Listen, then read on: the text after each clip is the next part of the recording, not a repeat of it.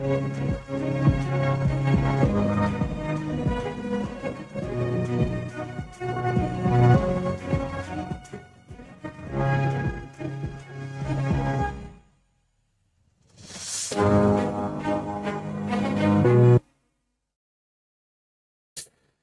to Political Platform on Raypower FM, Africa Independent Television AIT, and the Political Platform YouTube channel. I'm Okiri Agbosuremi.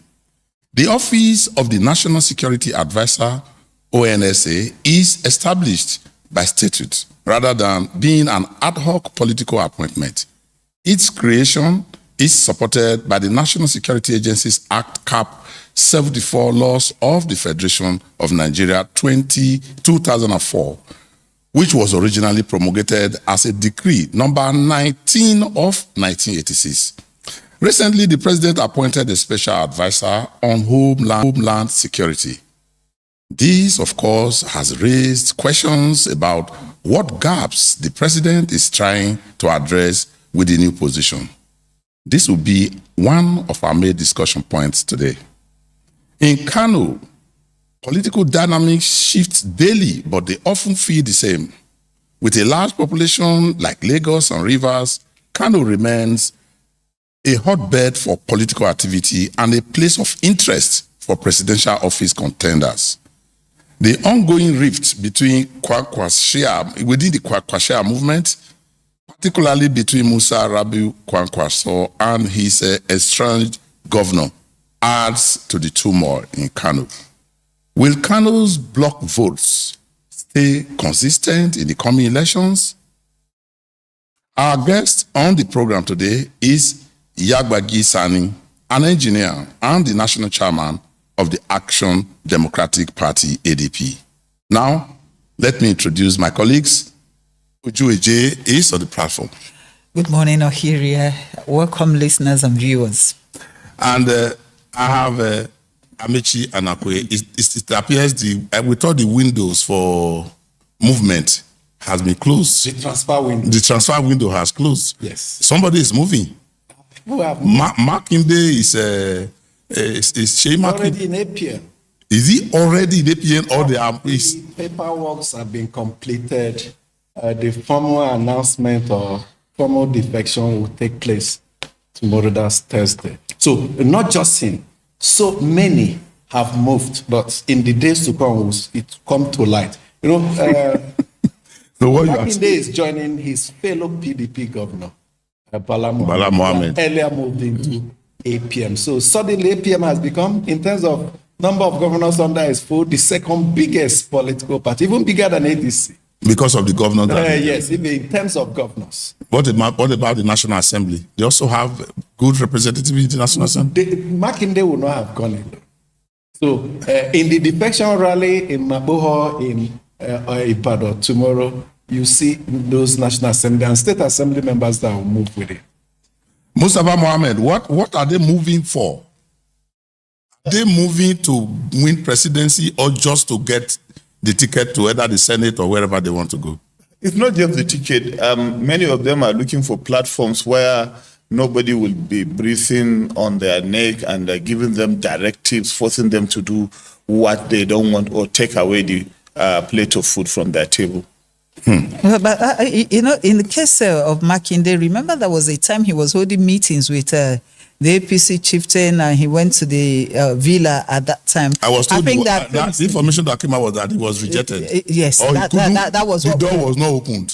Okay, let's say the door was not opened and they were not really amenable to his coming over. And then, of course, you talk about his dealings with ADC. In his first term, the ADC was highly instrumental in bringing him to office in Oyo State, because at that point in time, ADC was a very strong party in Oyo State, and they had an alliance with the PDP, which brought him to office. But people are saying that when he came to power, he forgot the ADC bloc, and he never really compensated them for their hard work and whatever. Was that why he couldn't go into the reformed ADC? That might be partly so, but I cannot say categorically. But he did not. He did not, according to them, because I know a lot of them. They said he did not, and I know that none of them got any appointment, not even special advisor.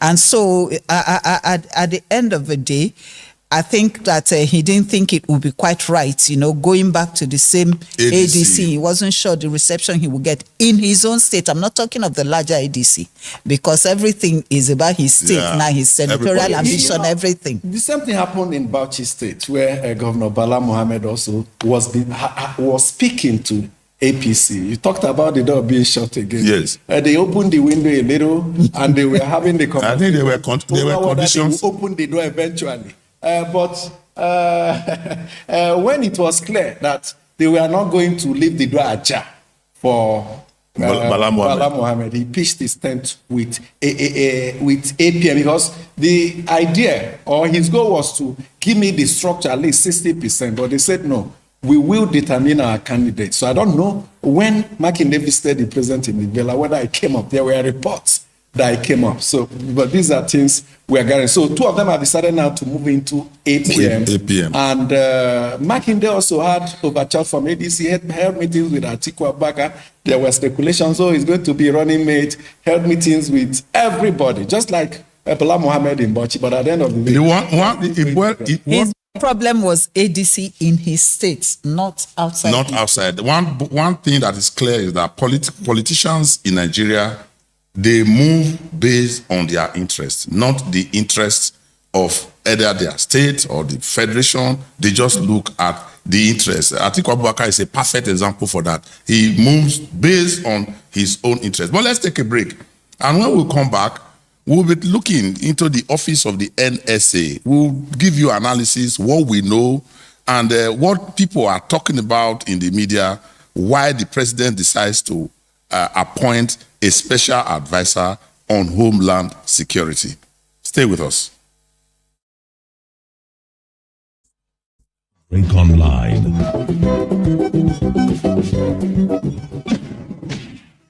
Don't miss anything from our real-time updates and exclusive content. Follow and participate in discussions on live TV studio programs to shape the narratives. Subscribe, engage, and share from AIT.live at AIT_online on X, AIT Online on Facebook, official AIT Live on Instagram, TikTok, and Threads on YouTube. Stay connected with AIT on air, online, live. In the hallowed chambers where laws are forged and a nation's destiny is decided. This is your parliamentary program, Inside the Parliament on AIT. Voices rise, opinions clash, debates ignite. We cannot be apologetic in the discharge of our constitutional duties as lawmakers of the Federal Republic of Nigeria. The burden of proving that the elections are peacefully and in accordance with law must shift to INEC. From the Senate to the House of Representatives, this is where policies are tested, laws are crafted, and authority is held to account. We spoke to some lawmakers on their opinions of the document presented by the president. Every motion, every argument carries the hopes of millions. We need more hospitals, more health clinics in communities so that they can effectively take care of the primary health need of people. The questions are tough. The exchanges are intense. Mr. President, you can have your way, but I will have my say. You can use the gavel, and I will use my voice. And those who want the proviso are 55 in number. And so the proviso says. But who truly stands for the people? Who is driving the change that defines our tomorrow?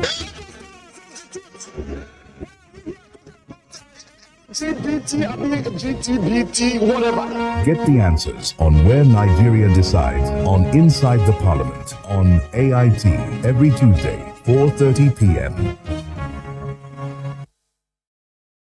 Thank you for staying with us on Political Platform. And the office of the National Security Advisor, the NSA, serves as the central coordinating authority for the country's main intelligence agencies, including the Defense Intelligence Agency, DIA, the National Intelligence Agency, NIA, and the Department of State Service, DSS.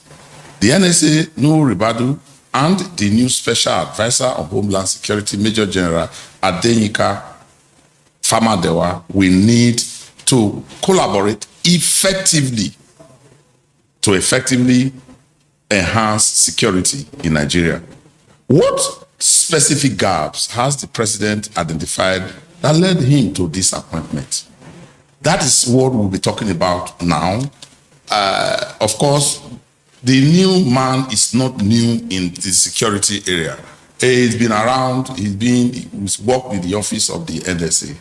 What has triggered the president to bring in somebody politically into this office? Criticisms have been flying that is going to cause a lot of challenge. The coordinating efforts will be hampered, and we may go into an era where the president deals with individuals, and it will create a lot of suspicion within the security circle. Because what we have now is that the office of the NSA gathers, coordinates, or gets all of them.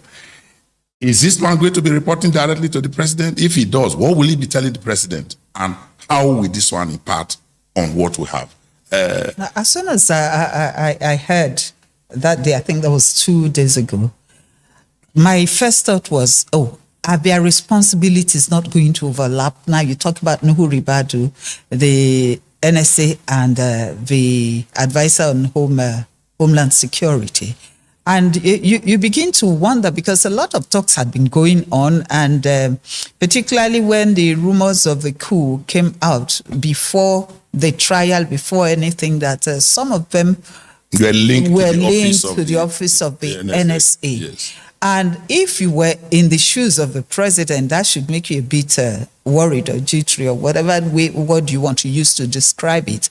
And I think that this must have influenced to a certain extent what is unfolding, because if some of them came from that office, how can he fully trust them? That's not all. Amechi, remember El-Rufai said he tapped into the phones of the NSA, which embarrassed everybody. Everybody, we all felt, how can it happen? I mean, how can a civilian tap into the phones of the NSA? Did the president get a wrong signal? I read a piece this morning. Some gentleman celebrating this, saying El-Rufai even in detention will be laughing because of the rivalry between El-Rufai and Nuhu Ribadu that has been there for some time, which has played out significantly in recent times. But you mentioned one thing. Office of the National Security Advisor is statutory, constitutional provision. One of the few offices that have constitutional backing. Then you talked of the other one, political expediency. Then you also mentioned what gap is the president trying to fill. And that's new for the first time in we are having policy a special advisor on Homeland Security. In US, we have secretary, that's Minister for Homeland and Security. the implication is actually, because the role of the NSA is worldwide, both external and internal. But if the normal interpretation, the immediate interpretation is that the NSA will now be limited to external aspects of his work. The job. Why this Homeland will deal with internal. That is where the work of the work is. And you talked about reporting line. We are waiting patiently to see what reporting line, because the heads of intelligence agencies report to the NSA.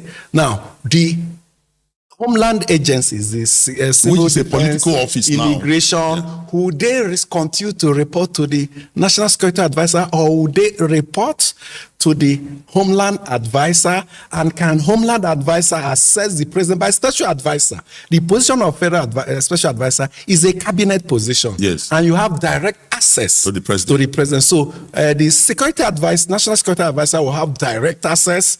The Homeland Special Advisor will have direct answers. And no matter how you try to see it, you see conflict. The president is very dexterous in portioning out the responsibility. But some people have said, this president, the Wale Edu factor. Yes. Take away the breeze from him, take the responsibility. Make him to some other redundant. person. Whether it's the same in this case, we don't know.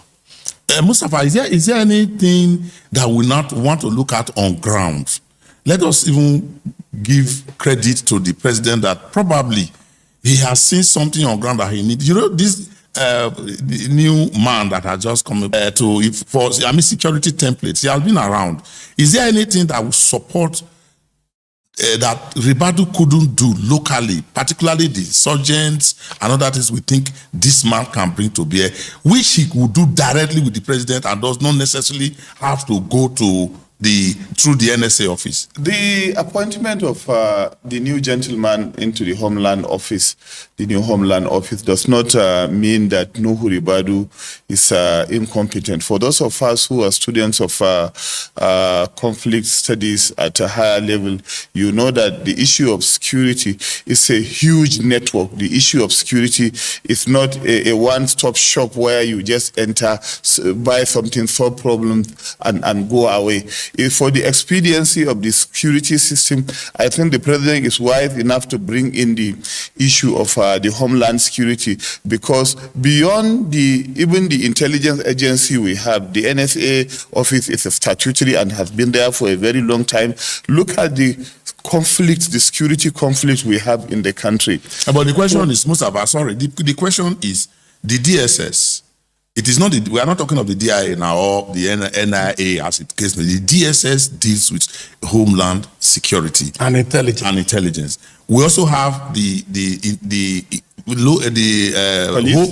Ministry of Interior, which superintend helps to look at the various customs, immigration, and all those. We have the police. All these are internal. They are all homeland security, and they all function along with the NSA office. Okay, so the fear is, or the anxiety, or what people are asking, what does the president want? You are talking about overlapping responsibility. Exactly. But then, if all these agencies you have mentioned are very effective, should we have the personnel of the Nigerian Army and Air Force at every checkpoint, flying jets, bombing? With this one, cure it.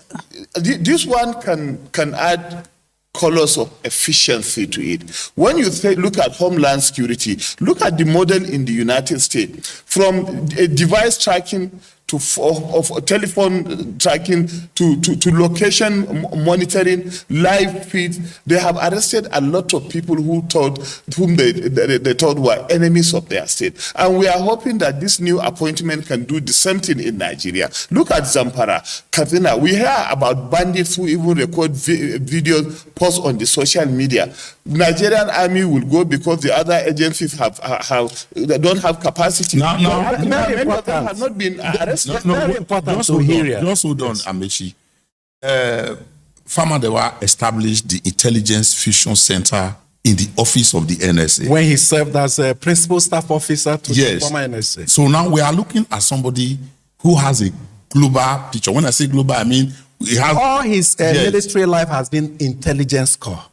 Now, you go on with your point. Now, my concern, because interagency rivalry is a concern for every security architecture, even in the US, up till today. We know it's here in Nigeria. And this new appointment, if the president and commander-in-chief does not specify strict rules, it may exacerbate that rivalry. So I'm hoping that the president will quickly align all these positions to prevent a rivalry of any form. Well, I agree with you, because Uju, the question that many people have asked, which I have read in the media, is Ribadu on his way out? Is he a way to ease him out? They said the president you cited the example.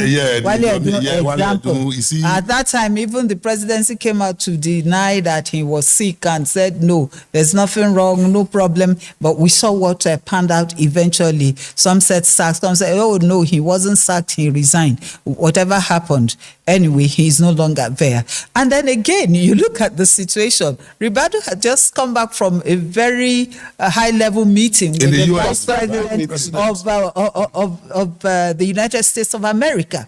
And then, just as he was wrapping up and getting home, this one happen. Obviously, I smell something. I smell something. I know that the president is up to something. And if you ask me, I will say it is not just for the general security of Nigerians, but for his own protection and peace of mind too. You have raised a very, very serious matter, because it ties or resonates with the earlier point you made about some of the coup suspects aligning with his office. Is the president getting to see what other people are not seeing? Is it a matter of panicking? Is it a matter of intelligence reports that may not be open to the ordinary Nigerian? Self-preservation? Is it a matter of, look, this man is not doing what I need somebody to be on ground so that I have his ears, I can talk to him, I trust him, he can do the job. And again, where is he from? Ocean State. So when you talk about panic and such an appointment going to Ocean State, you begin to see whether there is a connect between them. It's okay. Now, let's go to the next issue that we have for you. That is, we'll be going to Kano. But let's take a break briefly, and when we come back, we'll be going to Kano State. And remember that a guest is in the waiting for us, and they will give you, ask all the questions as we usually do on the program. Let's take a break. We'll come back shortly.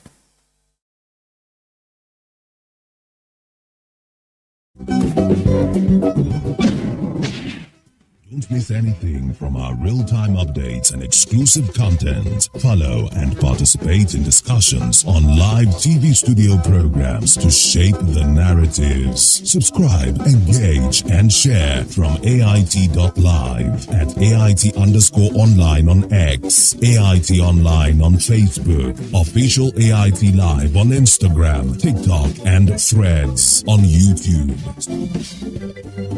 Stay connected with AIT, on air, online, online.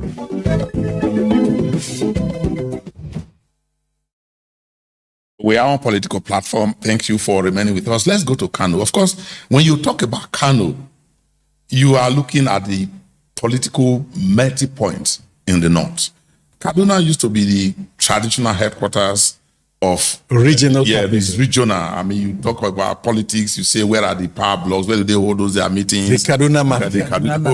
But Kano, over time, the influence of Aminu Kano, the influence of those who were there before, the kind of unity, how religion is fused into politics in Kano, is one that continues to reverberate. Like I said earlier, it is a place where things seem to be changing, but remain the same. Mustafa Mohammed, what is happening in Kano? What is the background? What is the foundation for some of the things we are seeing in Kano? Before we come to the real politics of today. Politically, when you're talking about both national and regional politics, whoever controls Kano has an element of win, whether at the federal or state level. Let me give you an example. With 44 local government, with that kind of population of over 5,500,000 registered voters, most of whom have 98% have collected the PVC, you cannot just rule them out. And a lot of things happened in the past few years. You know, the current governor was a protege of Rabiu Musa Konkoso, who couldn't win during the previous election, not past election. Something like 2019. Something like inconclusive election came and they lost out. But then they didn't lose hope. Eventually, he was wired again and he won the election. But Rabiu Musa Konkoso, the political godfather and in-law of the current governor, never ever thought, as we never ever thought, that this governor will one day defect from under his party to another political party. And then they like pulled the rug from under him. But unfortunately, the occultic followership of Rabiu Musa Konkoso in Kano, whether Abba has defected or not, I foresee a very difficult moment for anybody who's trying to wrestle the Kano governorship from under Rabiu Musa Konkoso. Even with the Gandujes, even with the Gandujes. And then you think they are not a formidable you look at how many political parties are there trying to compete. You have the National Democratic Congress, to which Konkoso and Obi have entered. You expect that Konkoso will come in with lots of his followers into this that party, yeah. And then Yusuf Gawuna, who contested during the last election and then was floored by the current governor, has joined Kwankwaso's party instead of going along with his former boss Ganduje, to whom he was a deputy governor. Of course, there's also a third party, ADC, Atiku Abubakar's current party. But the truth of the matter is, it's not making much web, and PDP, People's Democratic Party, is virtually non-existent. Is that the back door? Yes, but then Kano is a state to watch because of also political violence and thuggery. I was there 2 weeks ago when a fracas happened at the farm center when a politician was at a particular hotel and his followers came. Other talks from other politicians came, and there was attack. There was, allegedly even 2 people have been killed. So Kano, when the next election comes for governorship in Kano, we only pray that these things will end up well. But now Rabiu Musa Kwankwaso and his party are very strong. Kano is a revolving situation. Mustafa talked about Gawuna, who ran against Abba Yusuf in 2023 under ADC, aligned with Ganduje. Now, Ganduje has welcomed Abba Yusuf, who was with Kwankwaso in 2023 and won narrowly. So Gawuna read that he will be given a return ticket. So his interest will be to align with the Kwankwaso, hoping that he'll get the ticket. What happens to the deputy that resigned? What we are hearing is that he made deputy. That's what we're hearing. That movement, just to say that APC was talking to both Kwankwaso and Abba Yusuf. Recall, Kwankwaso gave 2 conditions: either a presidential candidate, a vice president.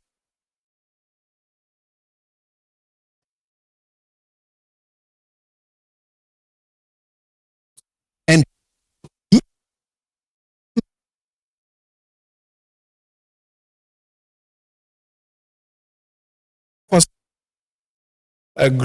former governor, former senator, Ganduje and Abba Yusuf grabbed Ibrahim Shekarau, who would likely be a senatorial candidate for Kano Central, though there are troubles within. But the one funny thing about Kano politics is that since 1999 or since 2003, if Ibrahim Shekarau is on this party, Abi Musa Kwankwaso will be the other. When Kwankwaso crosses from the PDP to the another party, Shekarau leaves. And that's what happened up till this. So they keep changing position because of interest, like you said. You tend to be overlooking even the National Assembly because as I was looking at the visual of the Oga of Kwankwasia talking about Rabi Musa Kwankwaso, I saw a whole lot of people you could call heavyweights in the National Assembly, people who have been there for 5 times, 4 times. I saw Kawo, distinguished Senator Kawo, and then of course you talk about Adodogua, all of them. They are also people who have built up their own bloc. If you can come back 4 or 5 times, the deputy Barrow, you know that they are not just anybody too, and if they are behind anybody, that person would sleep. You're just your lamp. Yet another thing that would influence how this election will take place is the issue of the emirate tussle, Sanusi, Aminu Ado Bayero. Exactly. Then the other issue is the angry traders whose shops and buildings were demolished by this administration when they came in. So you cannot actually rule out all these indices when the election. All right, that is Kano. Kano is a multi-point. It has a block vote that you cannot ignore, over 5 million. In fact, nearly 6 million, because 5,900,000 and something. Now, over 90% of these, they have picked up their PVC. So it is not a state that anybody with a presidential mindset wants to play with. That is why those who are angling to get votes in 2027 will not allow Kano to be until it is in their pocket. We are going to take a short break, and when we come back now, we have our guests in the studio. Please don't go away. The issues as they break, the multitude, the political figure, the state and non-state It's actors. a serious threat to democracy. Governments seem to be incapable of protecting The scheming, This is not a period we should stay back and go.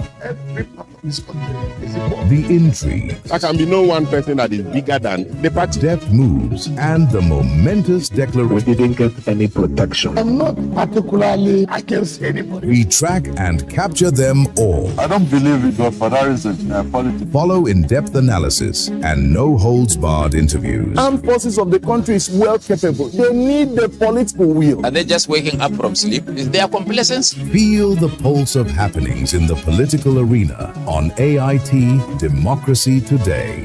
Widely acclaimed authority on politics. Monday to Friday, 7 p.m. Nigerian time.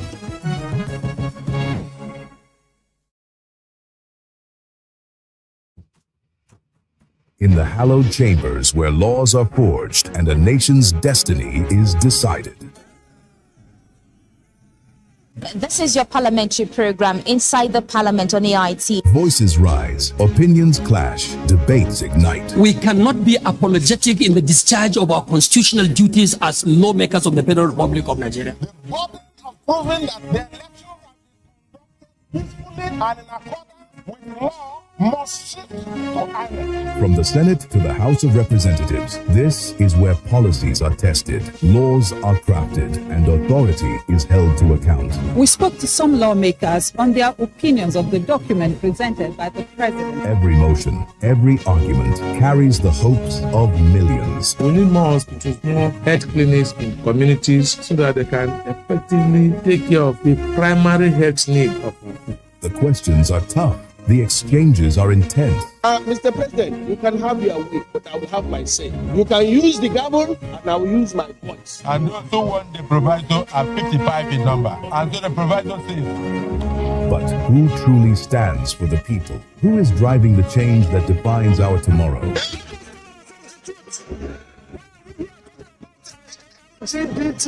GTBT, whatever.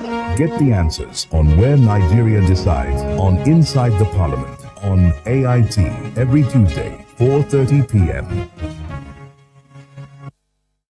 You are still onto political platform. And we have our guest in. He is Yabagi Sani. He's an engineer and is the national chairman of the Action Democratic Party, ADP. We are privileged to have you here today, this morning. Thank you so much for joining us. Good morning. Thank you for having me. Yeah, let me ask Dr.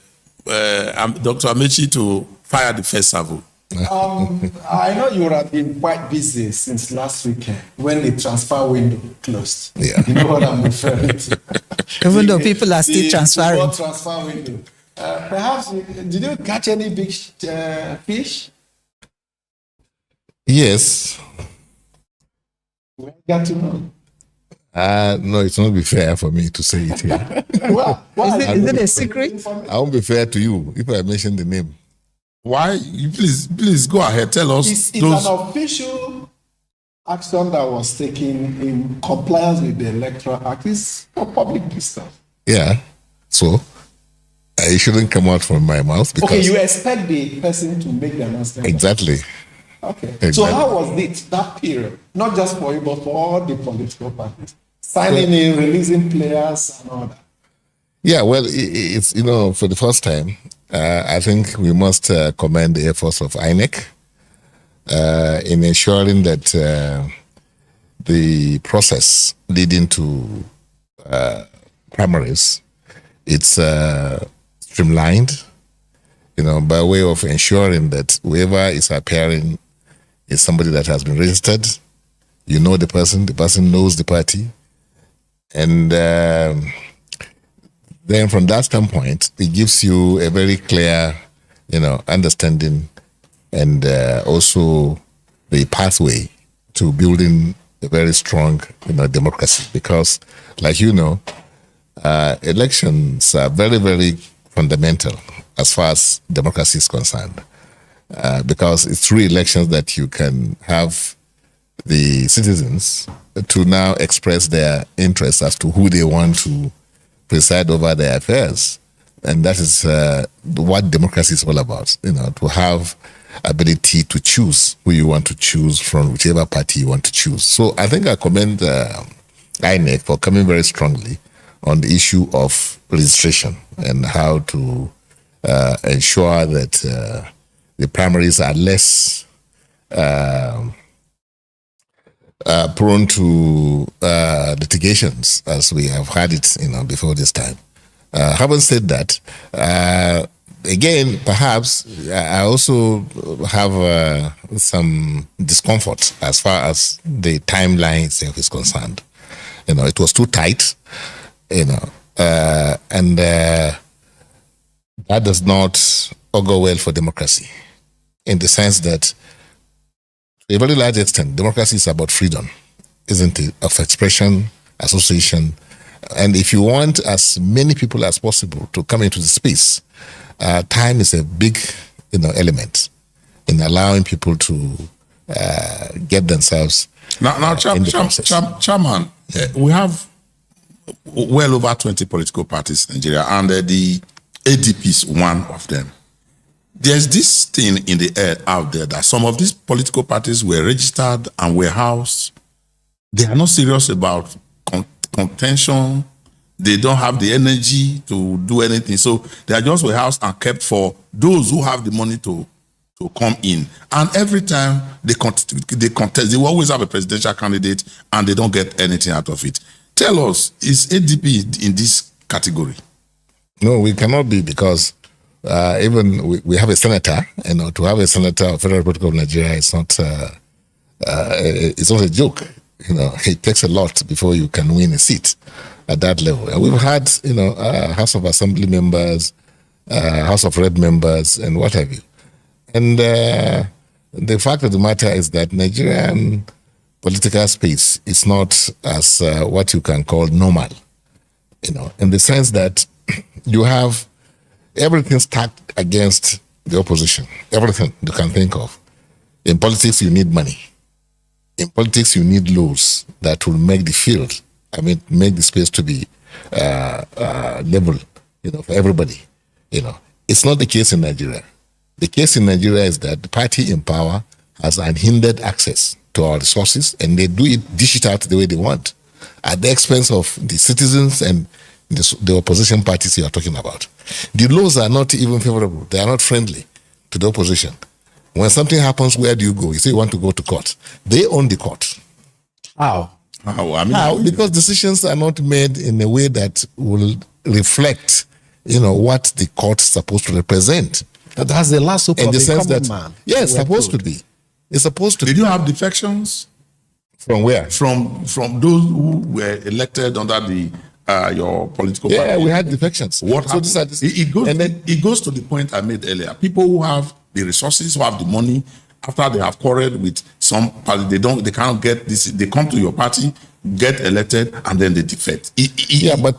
But I can tell you, for free, that in our party, I'm not sure that will happen this time around, because we've learned our bitter lessons. We've made it such that if you are going to part, you want to defect, you will have to pay a lot. You honestly. Put a fine?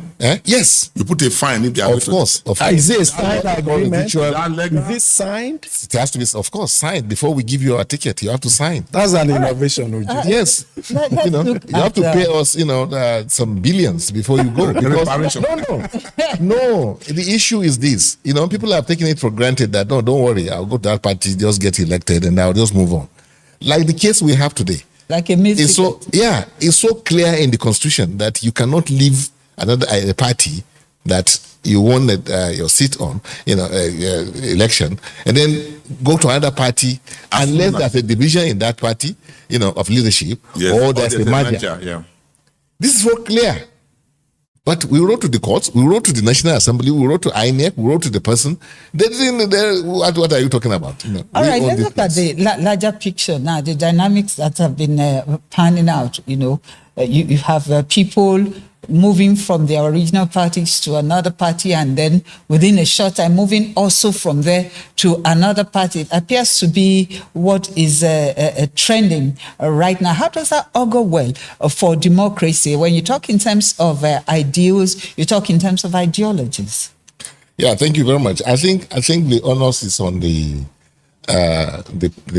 leadership of the country, because it's so obvious that Bola Ahmed Tinubu administration is out to install what is called one-party system. Is that? In the most, in the most reckless manner that you can think of. How can you prove that?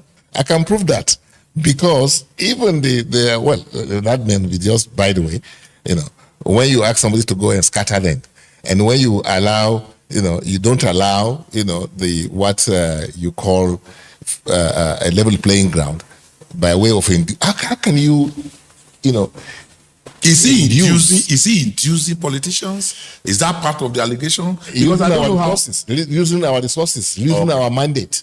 We gave him mandate to lead the country. It's not to make the country a one-party state. You don't use the office of the president to now intimidate and induce people. But he has denied this. Yes, he will deny it, but we are not doing. Although he said he's not sad about it. He's happy that there are disorganizations. But he has no hand in it. He has no hand in it. Are you also? Who has the devil has a hand in it?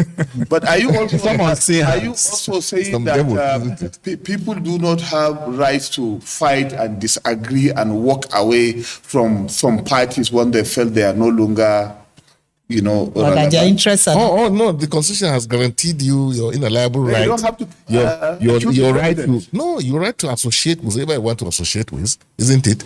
Nobody. It's democracy we are practicing, isn't it?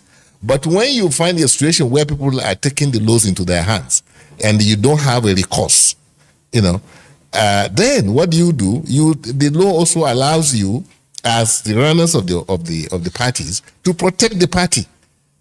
So that's why we're not saying you can't disagree and then go to whoever, but there has to be obvious reasons, and the obvious reasons are: this party, are they having a division? Is that are they in a merger? Yes, are they in merger with another party? But let me ask, sir, can you just be specific? How is the president creating the one party? How is he disorganizing the other parties? Let us just get it very let me tell you, I have said before. Yes. Our democracy is not normal. Whether it was deliberately done or is inadvertently, appear to be like that. I mean, to be where we are. Where is it normal? A situation where you have all the institutions that governs and guarantee democracy itself, elections, processes, and everything is in the hands of one person. And this person, often than not, is also a participant. He's also contesting. You have Mr. President who appoints almost everybody. So it's by design. So it's by design. So this man becomes an emperor. And you say you want democracy. He's taking advantage of it. Certainly. So it's not his fault, actually. I always say. It's our own fault. Why don't we amend our laws? But we know Jonathan found himself in that situation too. Pardon? Jonathan found himself in that situation. In the situation whereby he was in control of everything in 2015. Yes, but what the law anticipates or intends, the Constitution, is that you will find somebody who will love this country, who will be a Democrat. Okay, that's the anticipation of the Constitution. But let me take you back, because what you said will generate a lot of interest, legal interest, that you have a pre-signed agreement with your members. Yes. Because I know what the provisions of the Electoral Act has provided the framework guidelines for defection. Yes. Now, to what extent, perhaps you tell us what are contained in that agreement you're signing with people, that once they use your platform to win elections, they must not defect. What are the constituents of that agreement? No, the constituent agreement. Is that justiciable? Is it legal? Oh, yes, it's legal. It has what we call automatic triggers. So what's the content? The content is that you are loyal to the party, which is number one, prerequisite of every political party. The party is supreme. But a case where you can just come, use the party's platform, win an election, and before you say Jack Robinson, the man has left because he has now that, I will go to the party in government. not caring about how much you spend, time, energy, resources. So is it that you make them to sign an agreement offering resignation from the position? Everything that you can think of. Everything you can think of. Just like you treat us. Just like it's not too harsh. It's not too harsh for you to just take off and leave. Walk away. You want them to remain members. Do you know how much it takes to build a political party? We can imagine how much it takes to build a political party. Believe me, aside from money, your time, your energy, your brain, the frustrations you go through. Is it possible? Is it possible, Chairman? Yes. That some people who actually feel uncomfortable coming to this, I wouldn't want to say smaller political parties, those political parties that are not as big as that, they find it difficult because the chairman is always the contestant, is always the presidential candidate. It's like a zoned political office. You were the presidential candidate. Tell me a party which is not like that. No, I'm is it APC or PDP? Yeah, the chairman of PDP, the chairman of APC don't necessarily have to be. Who says? The presidential candidate. Who told you that? No, we have seen. Bola Ahmed Tinubu is leader of APC. He was not chairman of the party. He appoints whoever he wants to be the chairman. No, he was not chairman of the party. But he appoints the man. But you are chairman of the party. You were presidential candidate. Yes. Is there going to be another person being presidential candidate? Say what? Will you allow any other person to be presidential candidate? Why not? Would there be primaries? Certainly, there will be primaries. Certainly, why not? We are looking for people to come, to participate. It's too late. The window is closed. No. The era would have never taken consideration. No, people are getting it wrong. You know that there is a stage at which you can still, replace your candidates. But that replacement must be a member of the party as at May 10. No. Okay. But with the measures that you put in place. The issue is this. The Electoral Act itself says you have to conduct fresh primaries. All right, let's wrap it up because time is up. I wanted to ask him, can you force loyalty? With the measures that you put in place, can you force loyalty? Because there are some persons, they're in a particular party, but they are also in another party acting for the party. I've seen somebody from ADC who came to my program wearing the president's cap. And why are you fishing too far, Uju? We have a Yes or Wike who is in a PDP, the leader of one of the factions, and is visiting the chairman of the APC. And his followers are thrilling for the APC. So those are some of the things. You have an autocratic system of democracy, in Nigeria. That's why anybody can do that. Because they believe once you can show that even by what you wear or what you say that you are in support of Bola Ahmed Tinubu, nothing will happen to you. All right, we must whether you are another party or something else, nothing happens to you. We must thank you so much, Chairman, for coming on the program. We are really glad to have you here, and we hope that in the course of time, maybe when you become the presidential candidate of the party, if your members allow you to, then we'll be able to come here again and explain what you have for the people. I'll be speaking with the chairman of the Action Democratic Party (ADP), Yabagi Sani, who has been with us on the program to tell us what he knows about the political situation in Nigeria. Thank you so much for joining us. Thank you for having me. Now we'll take a break. We'll come back. We'll take our mails and then we'll wrap up. People, politics, and power brings context and clarity to issues and events in governance, democracy, and development. On People, Politics, and Power, we feature people who shape the events and define the issues. A lot of the agencies are still struggling with implementation of freedom of information. The government should come. We need Nigeria to work. We examine the interplay and interaction of politics with power and their impact on policies and the people. It's about getting the system to deliver the kind of electoral outcome that people will be happy with. People, Politics, and Power with Imoni Amarere. Will low-performing agencies to be held to account? Or will the numbers fade after the headlines? At 1 p.m. every Monday and Friday on AIT.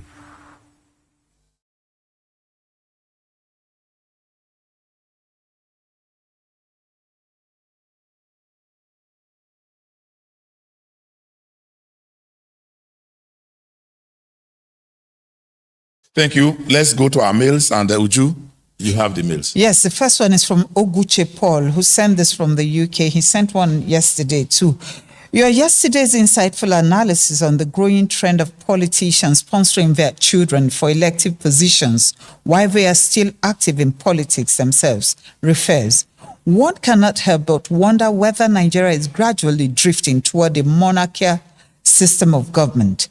This practice effectively denies capable young Nigerians from ordinary background the opportunity to serve their country simply because they lack political connections or family influence.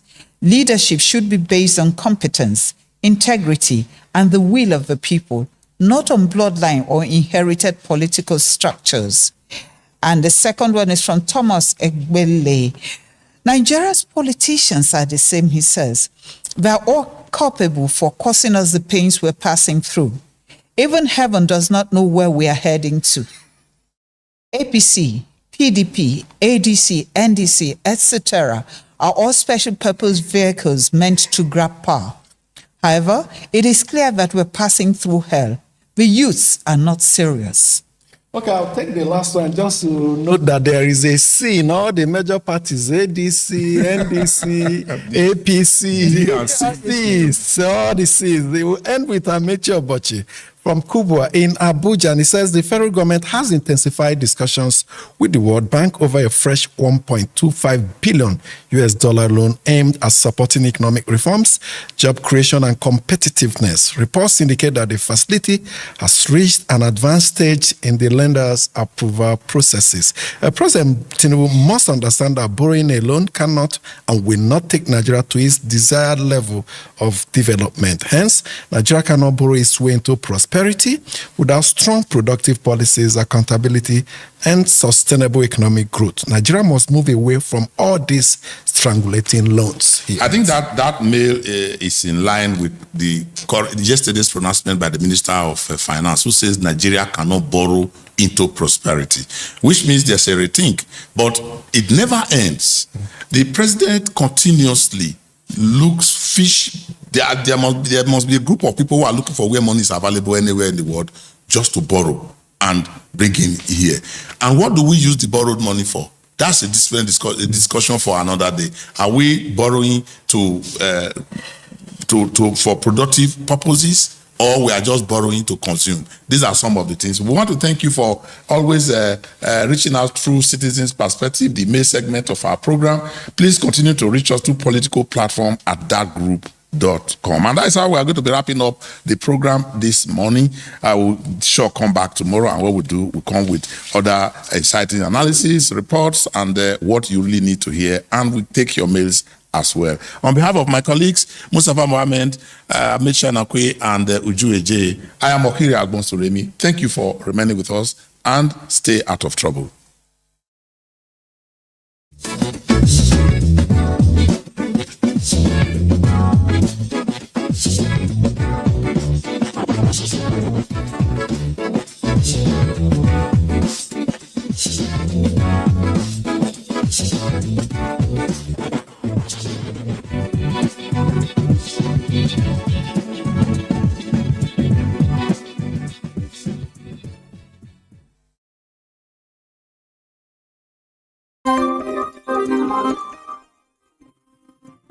Thank you.